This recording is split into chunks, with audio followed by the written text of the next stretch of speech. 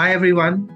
Welcome again to this very special episode of Science of Mind, where we are meeting the mentors, our motivators, influencers, and teachers who have definitely contributed to this area of science of mind. Today, we are privileged and honored to welcome Mr. Syed Ahmed, who is a master trainer, master coach, and in his 20 plus years of experience, he has been contributing to a lot of leaders and a lot of leadership organizations like PwC, ENY, Bain and Company, Accenture, to name a few. And he really specializes in this area of leadership coaching, leadership presence, and he's an organizational psychologist.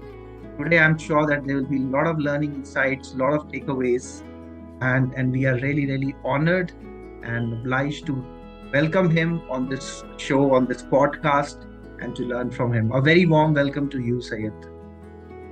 Thank you so much, Anupam. Thank you so much for inviting me on this. I think it's a great initiative from your side to start this Science of Mind Club, which has psychology, which has NLP and mindfulness, all my favorite topics.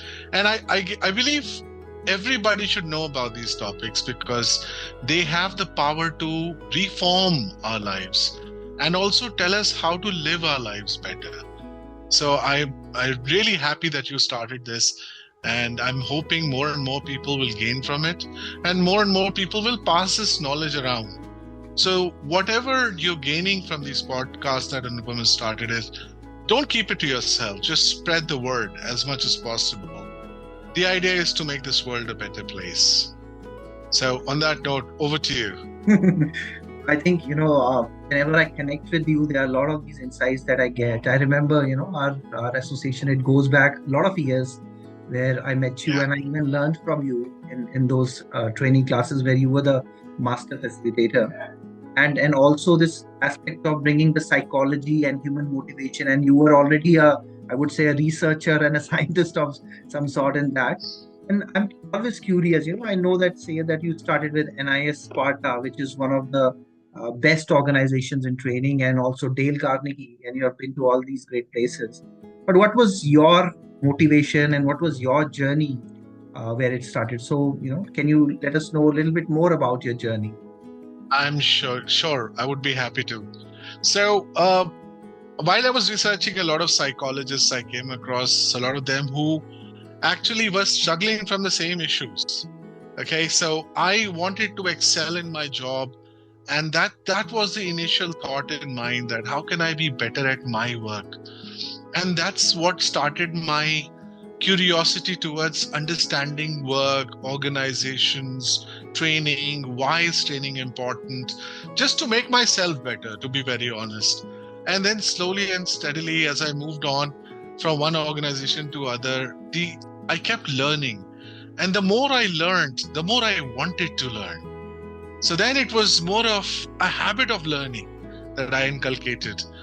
Apart from that, I saw a lot of people suffering in their jobs, a lot of people not growing in their jobs.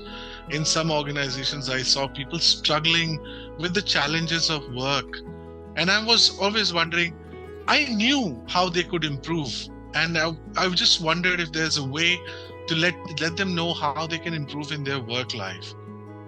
Moreover, it was not only the work life, because I believe if you're suffering in your work life, it will impact your personal life somewhere. You're going back home with a lot of tension, stress, and that stress is going to come out on your loved ones. And that's where I believe each trainer, each individual who is imparting knowledge is adding value to not only work life, but also a lot of personal life of a lot of people. So that's why I am in this profession. My goal is to help as many people as possible live a better life, basically. So if your work life is in your control, if you're good at your work, you take less stress home, and your personal lives is also better. I'm also a child guidance counselor now. So I see a lot of children every day who are not connected to their parents. The reason being their parents don't have the time. They're overworked. They are under a lot of pressure and stress. which is actually impacting our children as well, not only our marriages and life, but also our children. So we need to look at it from a more broader perspective of how our behaviors and our stressors are impacting different aspects of our lives. So that's my journey. That's why, and I kept learning as I moved on, as you mentioned. NIS Sparta taught me sales training. From there, I moved to Dale Carnegie Holistic Training Solutions. A lot of different organizations I worked with, which taught me a lot. So as I kept on moving, I kept on learning more and more from different organizations. So that's my journey in a short way. 2 decades is what I'm talking about. Awesome. Yes. Awesome. And in fact, what I like in what you just shared, the insight for me is that, many a times people keep their work and life in two different buckets, but it is just work and life which is so intertwined with each other. And Yeah. there's this whole debate going on in social media these days that how many hours a person should put into their Yes. work every week. Yes. But then a very key aspect is that how many hours or probably how much mindfully they are also investing in their, personal life, their Personal life, well-being, yes. their Yeah, holistic that's a well-being. very important point, Anupam, because it's not only the specific hours that you put in work. I know a lot of people who can't switch off even when they come back home. So they're actually mentally they're still at work when with their family, they're with their family. When they're at home, they're not able to switch off because they're constantly getting calls on the mobile phone. They're constantly meetings. Their meetings align even after 8 o'clock in the night. So it's not only about how much time you spend in the office, but how long are you mentally engaged in work? This is one area that I keep telling people that we need to create healthy boundaries in our life.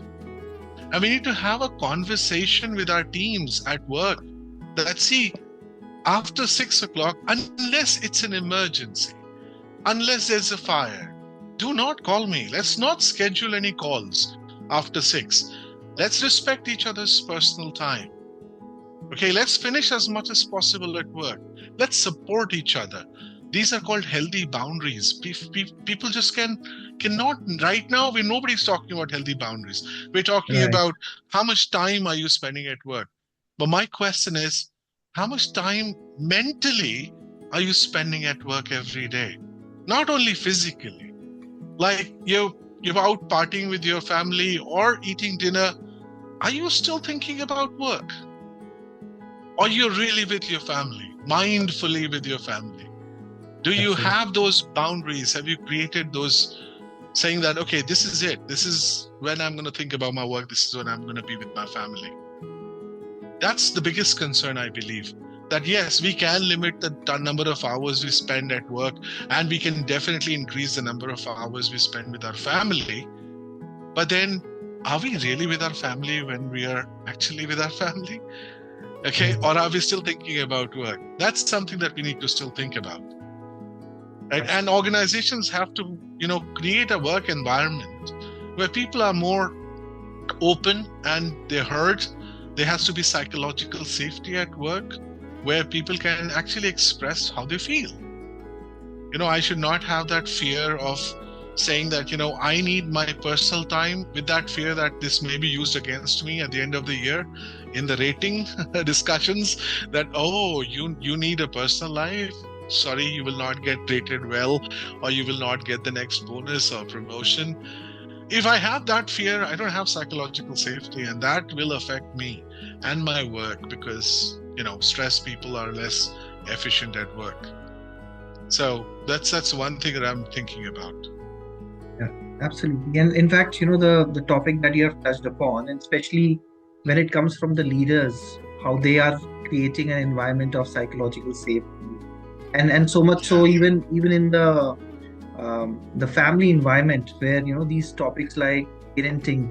I remember once you also kind of equated leadership to parenting, and that was a wonderful metaphor for me. It was like a point of learning for me that definitely in a lot of ways parenting is also leadership, where we are kind of shaping up leaders for the future. So absolutely. people are kind of overcompensating time in office, and then they kind of just neglect this part of family. And I heard in your introduction that you are doing some amazing work in counseling children. So can you talk a bit more Yes. about it, that what is it that, let's say, working professionals can do, focus on parenting, and how can they also I create that? I can, sure, sure. So my only concern is lack of communication or lack of quality time with your children. We are so busy, as I mentioned. We can't switch off. So even when we are sitting with our family members, we're either looking at the screens or we're doing some other activity except having quality conversations with our kids. So I'll share something that I do with my kids, and as I mentioned earlier to you as well, that you become a leader when you have one kid. You become a better leader when you have two kids. Because then the sibling rivalry starts, right? Yeah. And you have to manage expectations of both the kids equally. And if you're giving something to one kid, even attention, more attention, the other kid is going to get jealous and say, oh my god, I think papa loves him more than me.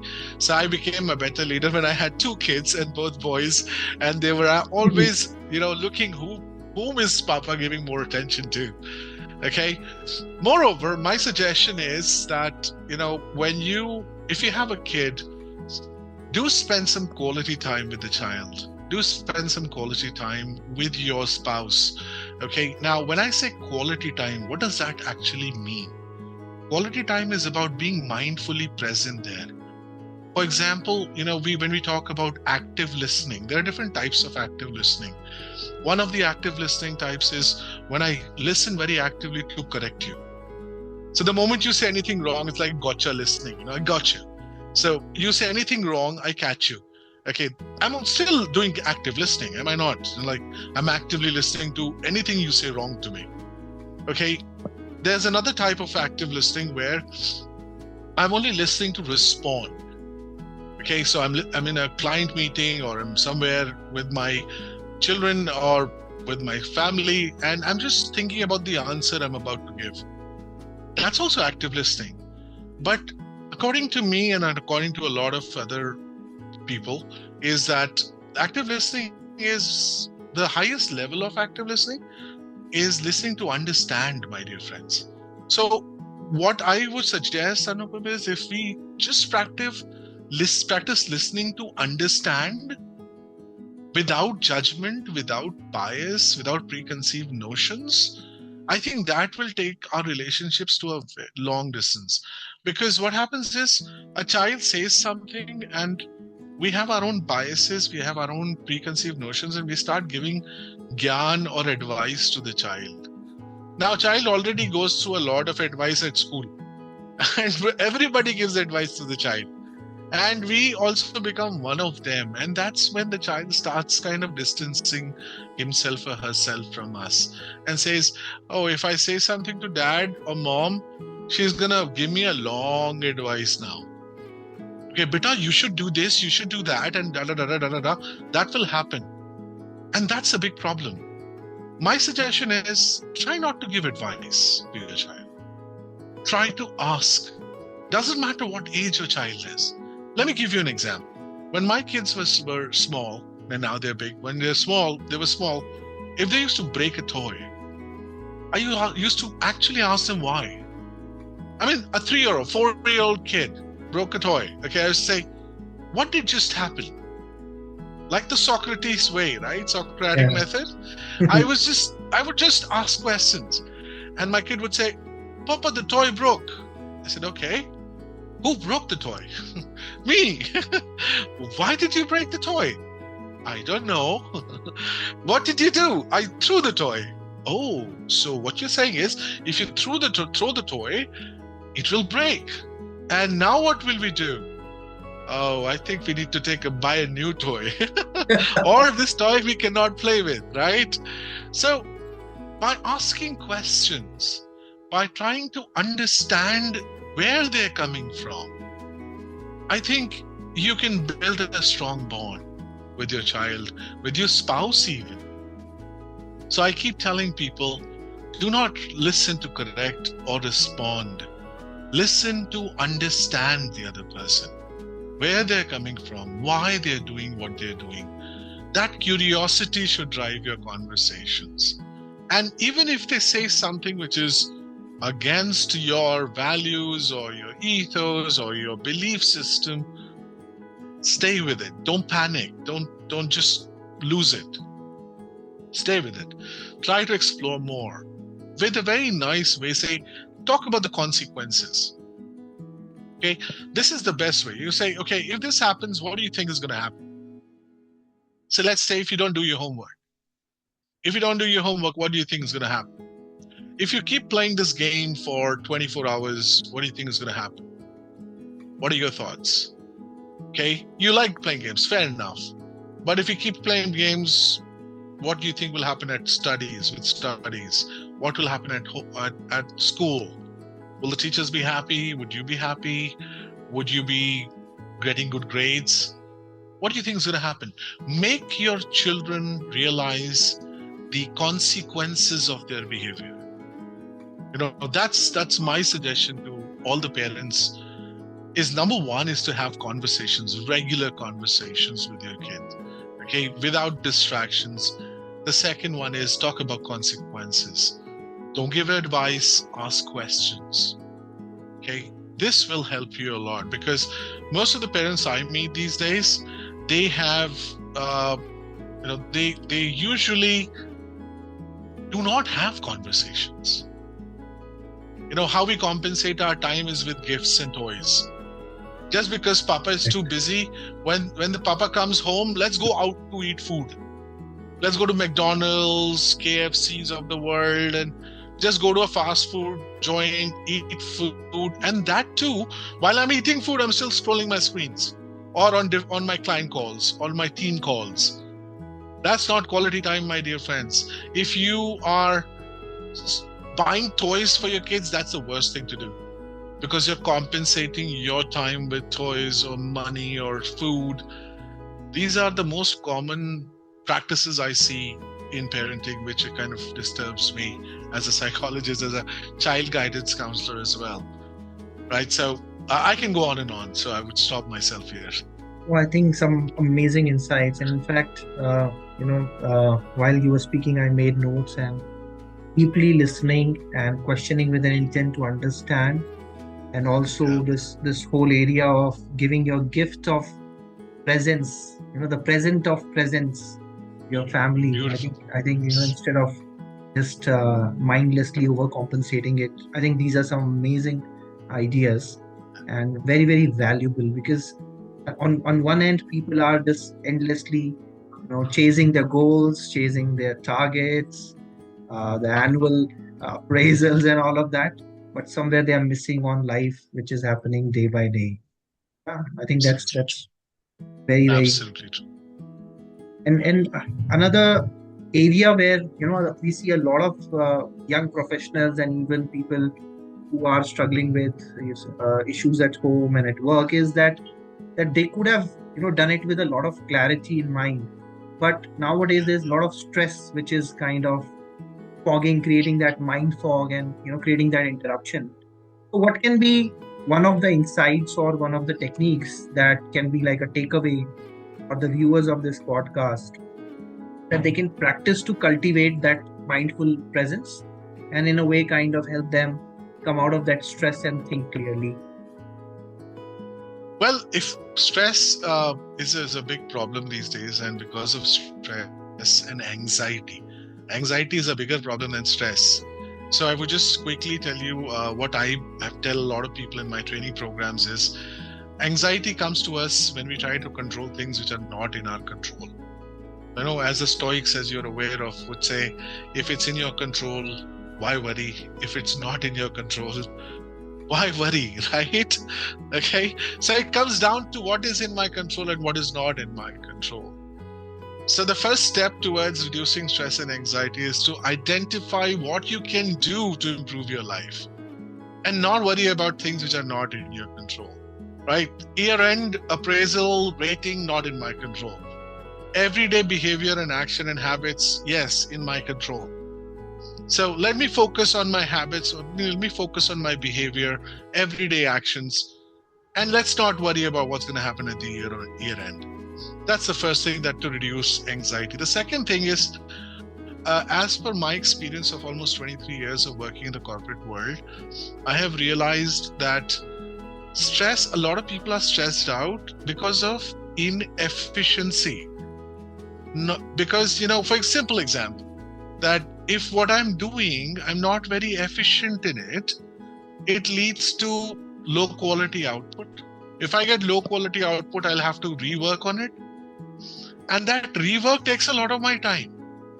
Okay, for example, the consulting firms I work with, EY, PwC, and etc., etc. These consulting firms have consultants who have to deliver reports, proposals, presentations, and they go through multiple versions of the document. Okay, now also their research takes time. It's a difficult task. Now, if I'm in that situation, I will identify the key skills that I need to in my job, and I will start developing those key skills every day. So the more proficiency I achieve in my key skills, the lesser time I will actually use to actually do those tasks.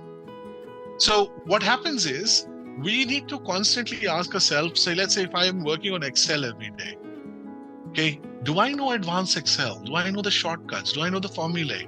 Do I know macros? Do I know how to automate an Excel sheet?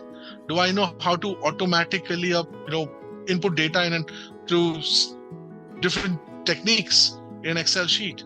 Do I know how Excel sheet can automatically analyze my data? If I know those skills, a lot of my manual hours will reduce. And this is how you can actually reduce your pressure. See, I always tell people, be happy that you're working in an organization where there is a lot of work. You don't want to work in an organization where there's no work and you're still employed. That's more dangerous and anxiety driven, okay? It'll cause a lot of anxiety because you're like, oh shit, I don't have anything to do. They might ask me to leave tomorrow.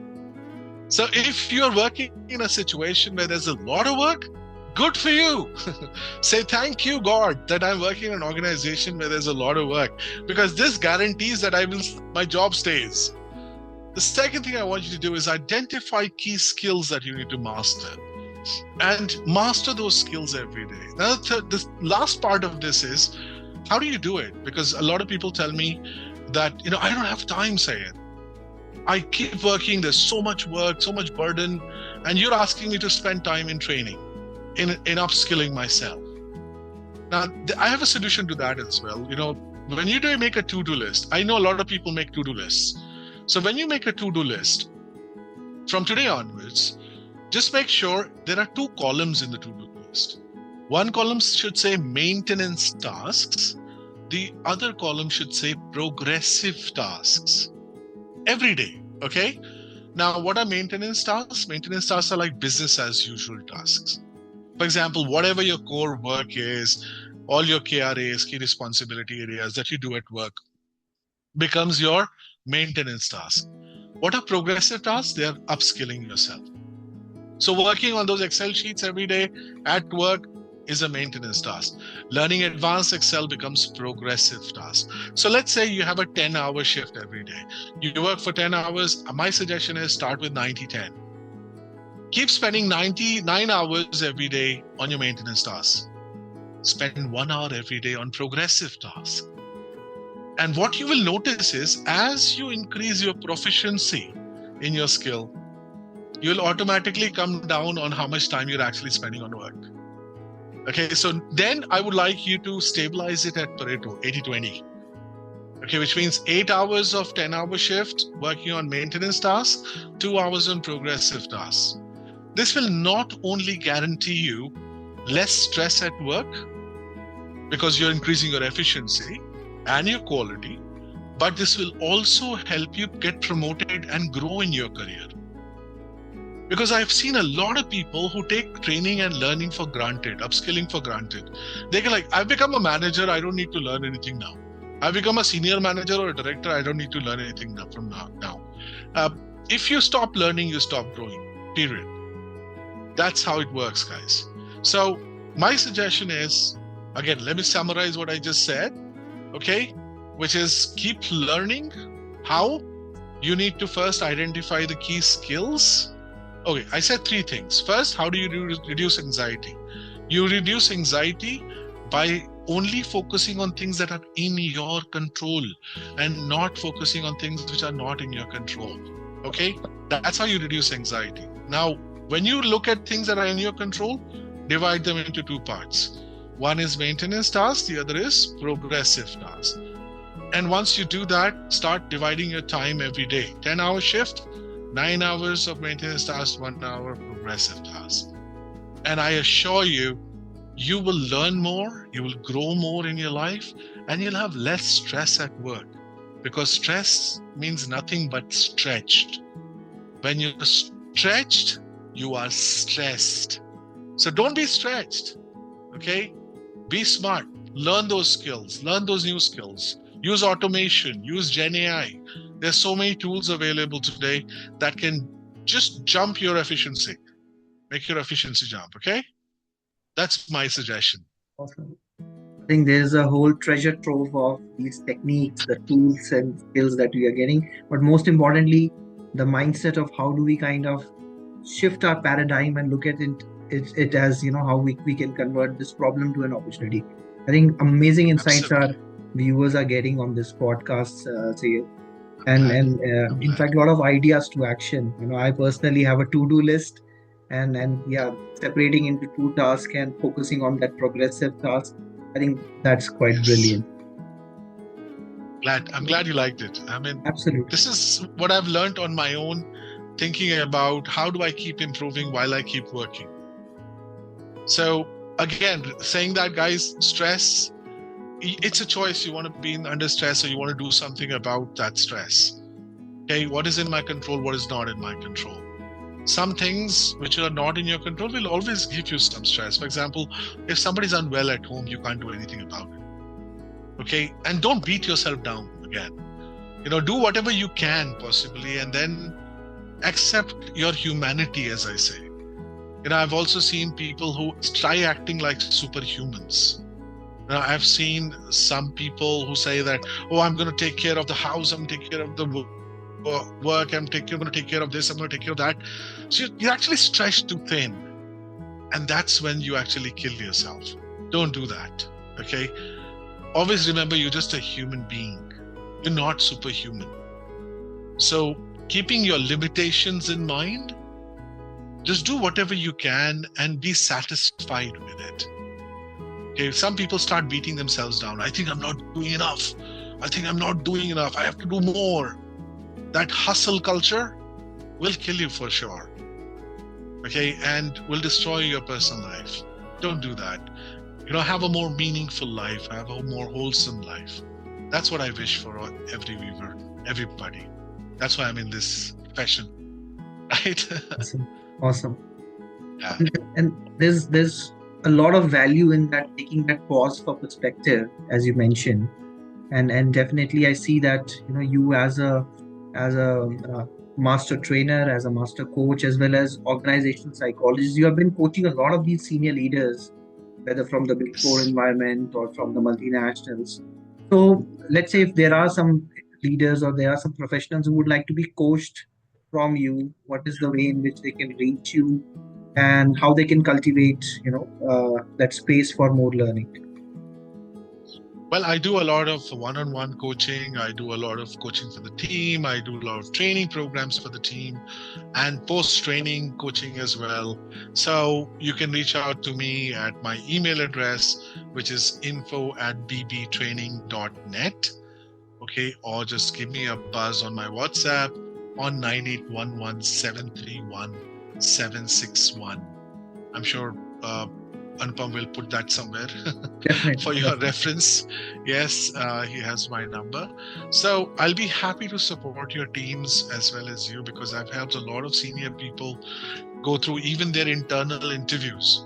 A lot of times when people are not able to, say for example, an AD who wants to become a director who wants to be a partner in a Big Four, some people come to me when they say it's high potential people.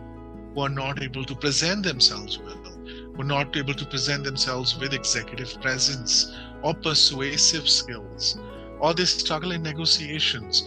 I train these big consulting firms on sales, consultative selling. When I've trained partners, I've trained directors, I've trained managers.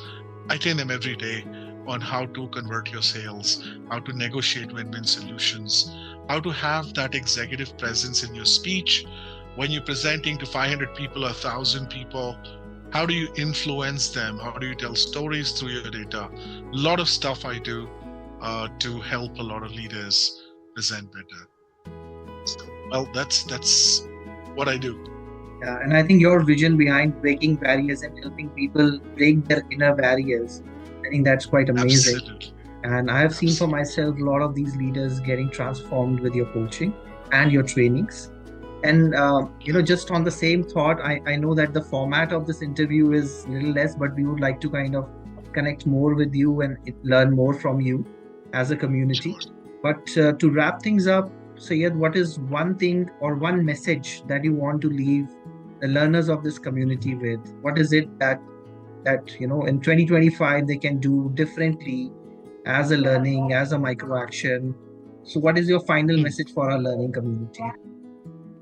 I think I'll share what has benefited me the most. We call it cognitive reframing. Okay, basically what it means is I would like each one of us to develop what we call emotional resilience. I've studied emotional resilience for some time now, and I've been practicing it myself. So we don't want you to be emotionally very strong or avoidant. We want you to be resilient, because the resilience has just 2-3 steps. Every time you go through an emotional hit, okay? Now, let's say somebody says something wrong to you, somebody hurts you in some way. The first step is to acknowledge it. Acknowledge that you're feeling bad. Acknowledge that the other person has done something wrong and you're feeling, so acknowledge that feeling inside. Don't avoid acknowledging that feeling. That's the first step of emotional resilience. Say that, yeah, I'm feeling really bad right now. A part of it is kind of verbalizing that emotion. What you just said really hurt me. We don't verbalize our emotions. We kind of repress them or suppress them. We never verbalize them. My suggestion is the first step is to verbalize emotions. If in your relationship, personal or professional, somebody says or does something that hurts you emotionally, say it. Say that, I'm sorry, what you just said it's hurting me right now. I'm feeling really, really bad right now. So I would really appreciate you don't do it again, okay? I want you to know that what you did hurt me. I practice this every day. If my child does something wrong or my spouse, wife does something wrong, I say, you know what, you said that really hurt me. Okay, please don't say it again. So by saying it, by expressing it, I'm acknowledging it. The second step, my dear friends, is when you get beaten down by a negative instance or circumstance in your life, don't stay down. A lot of people would keep quiet for 2 days, 3 days, keep sulking. Oh my God, why did this happen to me? Oh my God, my life is so bad. That is a negative spiral. It's going to spiral you down. And the more you think about how big victim you are or how wrong things have happened to you, the more deeper you'll get. So the second step is to immediately say, okay, I acknowledge it felt bad, but I'm not going to stay in that mental state. I'm going to jump back onto being okay. I'm okay now. Okay, it's okay. That is gone. Okay, that is gone. I'm not going to keep revisiting it. I'm going to look forward to life. I'm going to look forward to what's next. Okay? Don't stay there. That's your choice. I'm empowering each and every one of you. I'm telling you, it is your choice to stay in negativity. Yes, life will push you down. Life will punch you, hit you, kick you. But you choose to stay down. Guys, I would wish each one of us become a fighter. That if life throws you down, you get back on your feet as quickly as possible. And I have practiced it, and I'm practicing it every day. When I used to have a fight with my spouse, or one of my clients used to give me a bad feedback, I used to say, oh shit, life is so bad. I did so much. I've worked so hard, and still I get a bad feedback, or my wife is still not happy. And I used to stay down for 2-3 days, sometimes a week. Now I have gotten it down to at least half an hour. I stay down for half an hour, and then I jump back out. And I've realized I've become more and more powerful with that. Okay, this will liberate you. This will give you immense emotional and psychological power. When you choose not to stay down, choose not to be in that negative state of mind, and say, okay, what happened, happened. As my dad used to say, what is done cannot be undone. What you should focus on is what's next in life. And you say that, okay, I will not let this negative instance or negative situation in my life keep me down. I'm a fighter. I can do better. That's the last thing I would like to give away. Awesome. Really awesome. Thank you for sharing that firepower, the words of empowerment with us. It kind of reminds me that it's not over when you lose, it's over when you quit. Helping our community members to rekindle that fire of a fighter. I think that was an amazing takeaway. Thank you so much, Syed, for sharing your time. These are brilliant ideas to action, and I'm sure that each one of our community members is getting benefited by it. Thank you so much once again for sharing these insights, and we would love to connect again with you. And thank you so much for your time. It was an absolute pleasure.